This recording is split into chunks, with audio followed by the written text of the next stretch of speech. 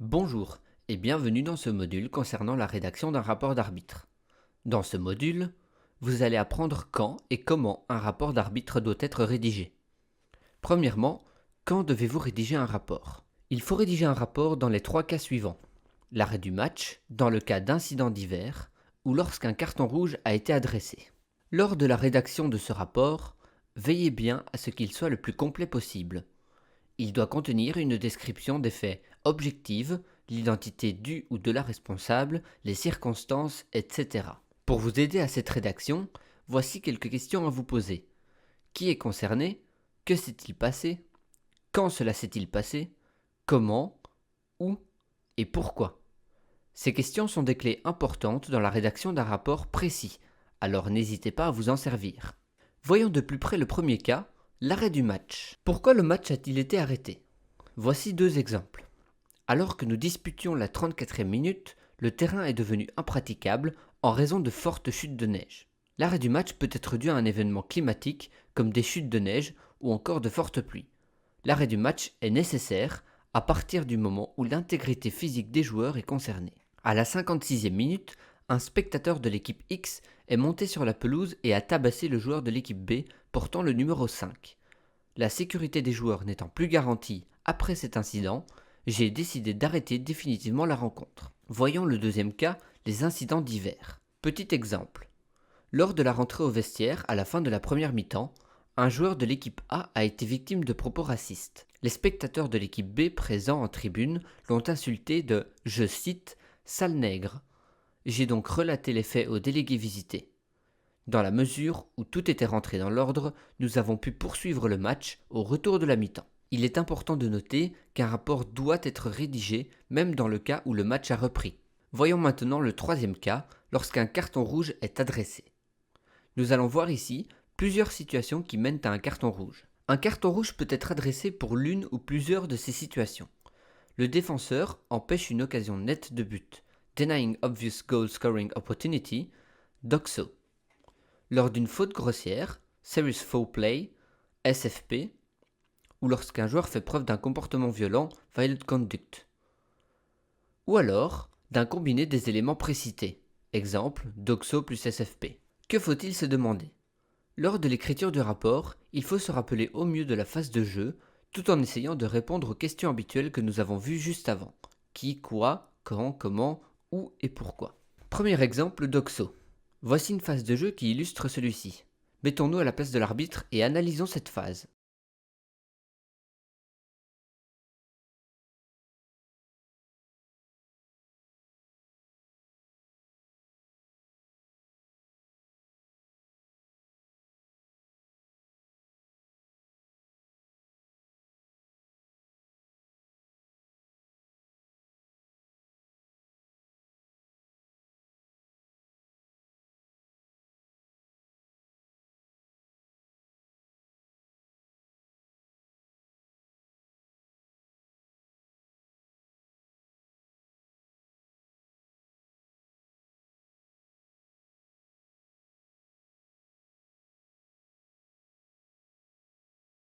Après avoir analysé cette phase, je vais donc indiquer les informations suivantes dans mon rapport, en mettant des questions de base. Qui? Le joueur malinois perd portant le numéro 23. Quoi? Empêcher une occasion nette de but. Quand? À la minute 90 plus 2,45. Comment? En essayant de dégager le ballon. Où? À la hauteur du rond central. Pourquoi? Dans ce cas-ci, la justification n'est pas donnée. Vous ne devez pas indiquer seulement les informations sous forme de tirets. Il est important de rédiger un texte clair, précis et objectif. Voici donc ce qui sera noté dans le rapport après rédaction. Alors qu'il essaye de dégager le ballon, le joueur de Malines, Monsieur Père, portant le numéro 23, est arrivé en retard. Il n'a donc pas pu toucher le ballon et a touché son adversaire. Celui-ci s'est vu déstabilisé. Cette intervention a empêché une occasion de but manifeste pour le joueur de Gand. Je l'ai donc exclu. Nous allons maintenant voir un exemple de SFP. Un SFP constitue une faute de jeu grave qui met l'intégrité physique du joueur en danger. Analysons cette phase.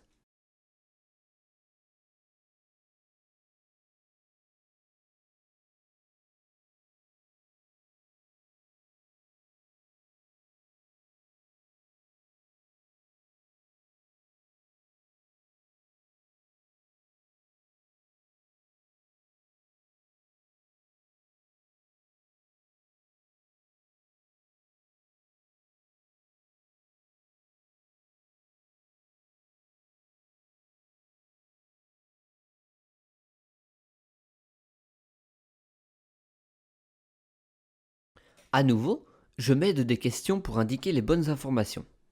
Qui? Le joueur de serein, au paré, portant le numéro 40. Quoi? L'intégrité physique de l'adversaire. Quand? À la minute 23:30. Comment? Par un tacle en ciseaux en l'air.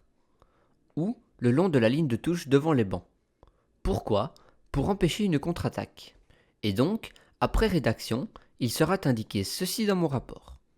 Alors que le ballon se trouvait à distance de jeu et qu'il voulait empêcher une contre-attaque, le joueur de serein portant le numéro 40, au paré, a, par un tacle aérien, en ciseaux, mis en danger l'intégrité physique de son adversaire. Cette action s'est déroulée à la minute 23:20, le long de la ligne de touche devant les bancs. Maintenant, voici un exemple de violent conduct. Un violent conduct est un coup volontaire porté par un joueur. Il doit évidemment être sanctionné, même s'il ne blesse pas l'autre joueur. Regardons cette phase.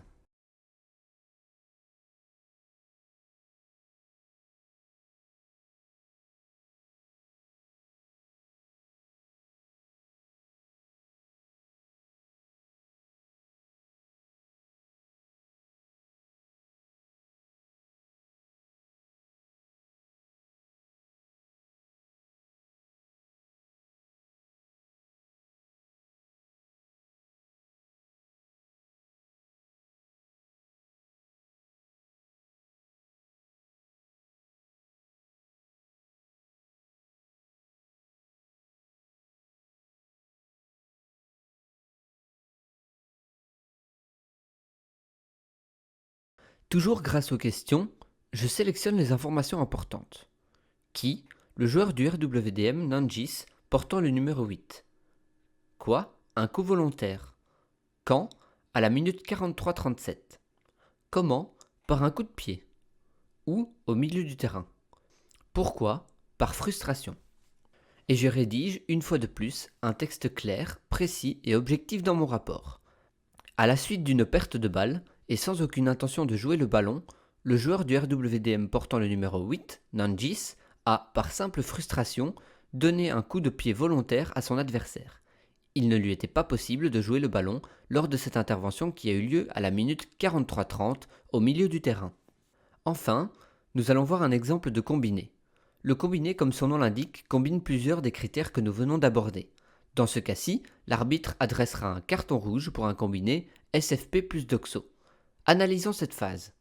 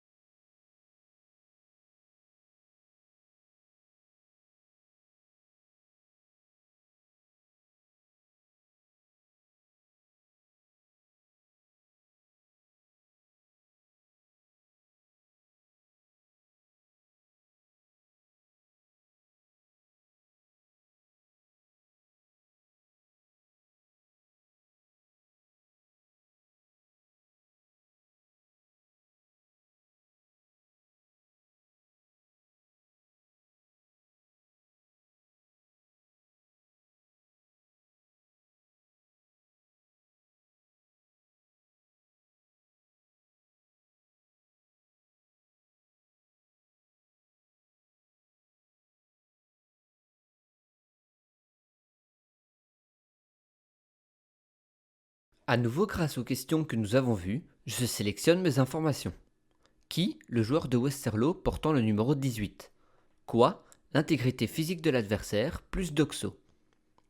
Quand? À la minute 90 plus 3:20. Comment? Par un impact dangereux. Où? Au centre du terrain. Pourquoi? Pour empêcher un but qui était vide. Encore une fois, je rédige un texte exploitable, précis et objectif sur la situation. Alors que son opposant allait se présenter seul face à un but vide, le joueur de Westerlo portant le numéro 18 a effectué un tacle extrêmement dangereux au centre du terrain sur l'arrière de la jambe de son opposant. À ce moment, le ballon n'était pas jouable et l'intervention aurait pu gravement blesser son adversaire. Ce tacle a donc par la même occasion empêché une occasion manifeste de but. En conclusion, n'ayez pas peur de donner des informations lorsque vous écrivez un rapport. Le moindre détail important peut être utile lors d'une convocation du joueur devant les instances de la fédération.